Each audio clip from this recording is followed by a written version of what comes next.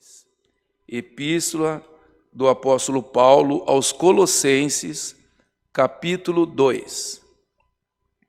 Essa palavra era um pouquinho extensa, então nós vamos lendo a palavra e nós vamos parar em algum ponto para fazer a explanação dela e depois até onde o Espírito Santo conceder. Então vamos ler com a guia e o Espírito Santo. Porque quero que saibais quão grande combate tenho por vós e pelos que estão em Laodiceia, e por quantos não viram o meu rosto em carne, para que os seus corações sejam consolados e estejam unidos em amor e enriquecidos da plenitude da inteligência para conhecimento do mistério de Deus, Cristo, em quem estão escondidos todos os tesouros da sabedoria e da ciência. Então aqui o apóstolo Paulo, ele enviou essa carta aos Colossenses. A igreja de Colossense, quem cuidava dessa igreja era o servo de Deus Epáfras. Então Paulo, não era Paulo diretamente que cuidava, mas Paulo enviou essa carta para os Colossenses. Então aqui ele dizia com todo carinho, Paulo, quando ele mandava carta para os seus amigos, para os seus irmãos, para a irmandade, ele tinha todo o cuidado, ele tinha toda uma delicadeza para um bom tratamento com aquelas pessoas. Então nós vemos aqui que ele fala assim, porque quero que saibais quão grande combate tenho por vós e pelos que estão em Laodiceia, e por quantos não viram o meu rosto em carne, ou seja, vocês não me conhecem, mas eu tenho grande combate, grande atenção por vocês, para que os vossos corações sejam consolados e estejam unidos em amor e enriquecidos da plenitude da inteligência para conhecimento do mistério de Deus em Cristo. Olha a delicadeza que Paulo tinha com aquela igreja. E ainda diz assim, em quem, ou seja, em quem estão escondidos todos os tesouros da sabedoria e da ciência. Coisa linda, né, irmãos?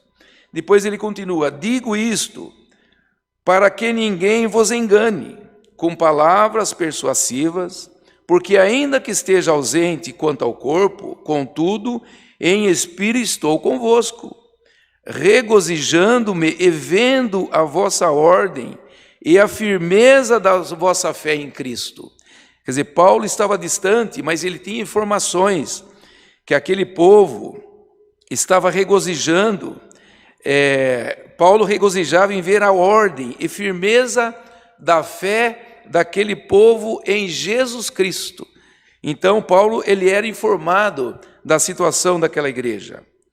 Como, pois, recebeste o Senhor Jesus Cristo, assim também andai nele. Aqui ele já começa a dar conselho para aquela igreja.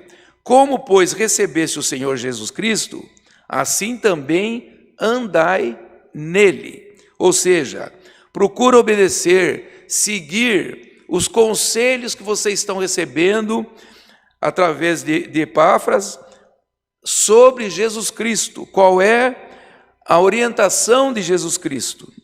Arraigados e edificados nele e confirmados na fé, assim como fostes ensinados, crescendo em ação de graças, tendo cuidado para que ninguém vos faça presa sua, por meio de filosofia e vã sutileza, segundo a tradição dos homens, segundo os rudimentos do mundo e não segundo de Cristo. Então aqui Paulo, irmãos, dava conselho para aquelas pessoas ficar bem pertinho do Senhor Jesus, ficar bem pertinho dos conselhos de Jesus Cristo, para que ninguém os enganasse com filosofias e vãs sutilezas, segundo a tradição dos homens, segundo o rudimento do mundo e não segundo a Cristo. Porque naquele tempo já tinha diversas seitas que procuravam seduzir o povo com tantas coisas, com tantas filosofias, com tantas coisas, com palavras sutis, para enganar o povo. Então Paulo ali dizia: vocês ficam bem pertinho dos conselhos de Jesus Cristo, porque se você estiver partindo do conselho de Jesus Cristo, ninguém vai enganar vocês. Então esse também é o conselho que vem para nós por esta santa palavra hoje, que nós estejamos sempre pertinho do Senhor Jesus, não estejamos longe, porque se nós estivermos longe do Senhor Jesus, qualquer pessoa aí no mundo com palavras sutis, com filosofias, com palavras vãs, pode querer nos enganar e nos induzir ao erro. Mas se nós estivermos pertinho do Senhor, nada vai nos atingir. Irmãos, o que é ficar pertinho do Senhor? É estar sempre em oração, sempre lendo a palavra de Deus, sempre falando de Jesus.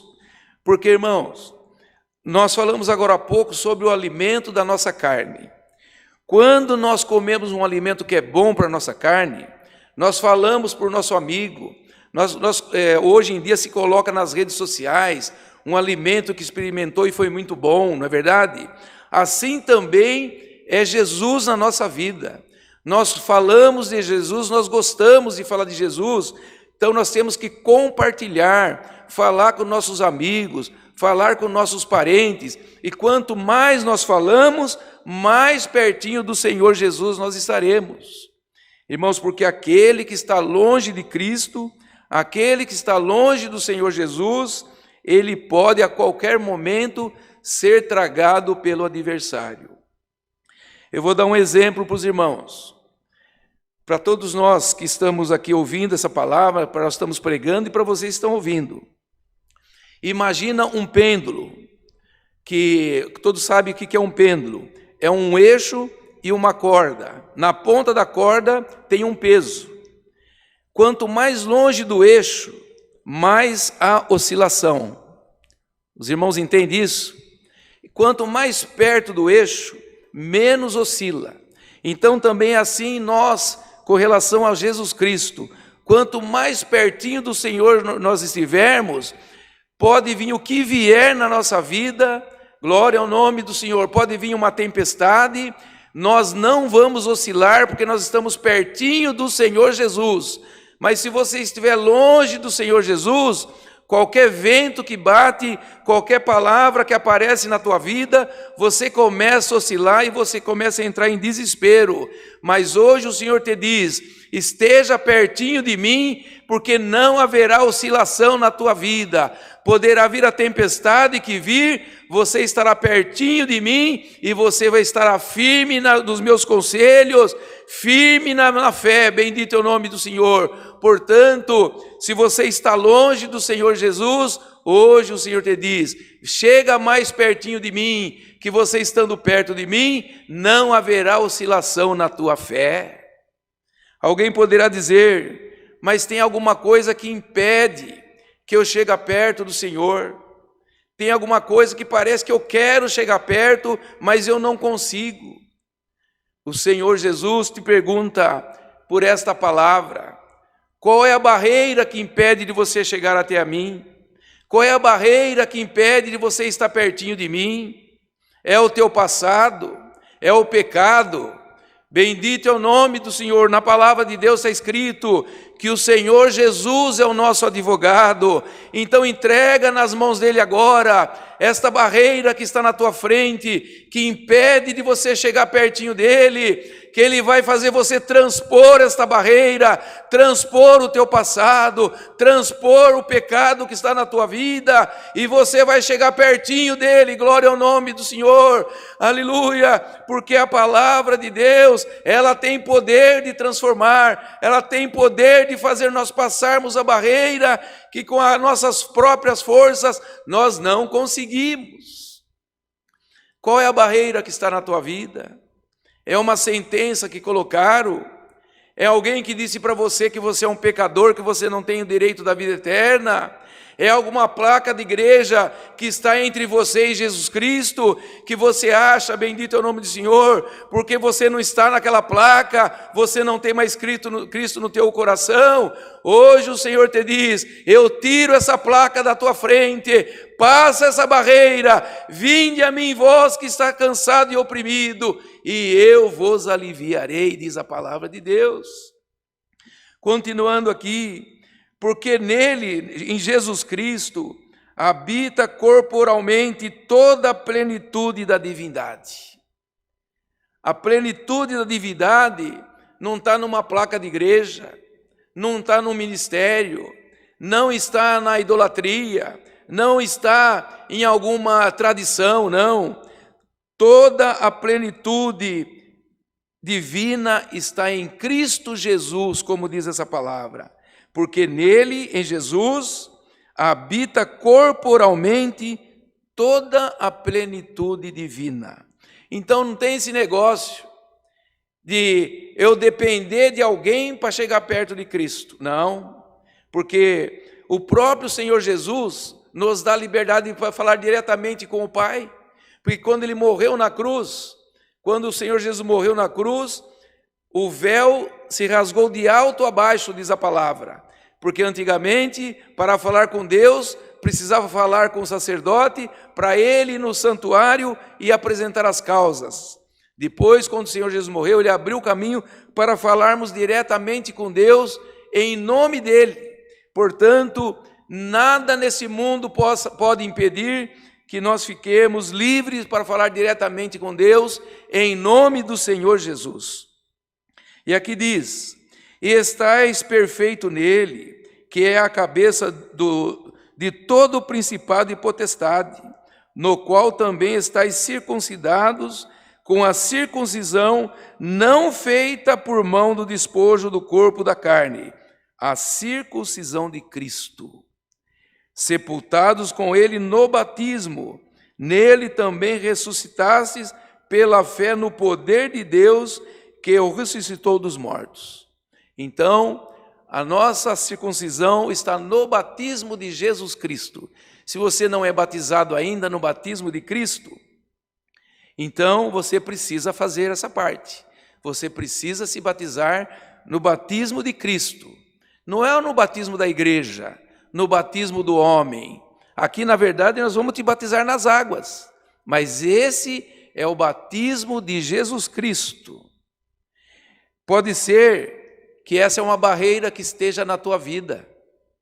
É uma barreira que você ainda não consegue chegar pertinho de Cristo, porque você ainda não fez esse concerto com o Senhor Jesus, que é o batismo no batismo de Cristo. Mas não é o batismo da nossa igreja, porque tem igreja que diz que só o batismo dela que vale, só o batismo dela que salva. Não, nós falamos o que salva, o que faz chegar pertinho de Cristo é o batismo do Senhor Jesus. Então, se você ainda não foi batizado, queira procurar o nosso ministério ou o ministério da tua igreja e fala que você quer se batizar nas águas, para você fazer o concerto que está dentro da Sagrada Escritura.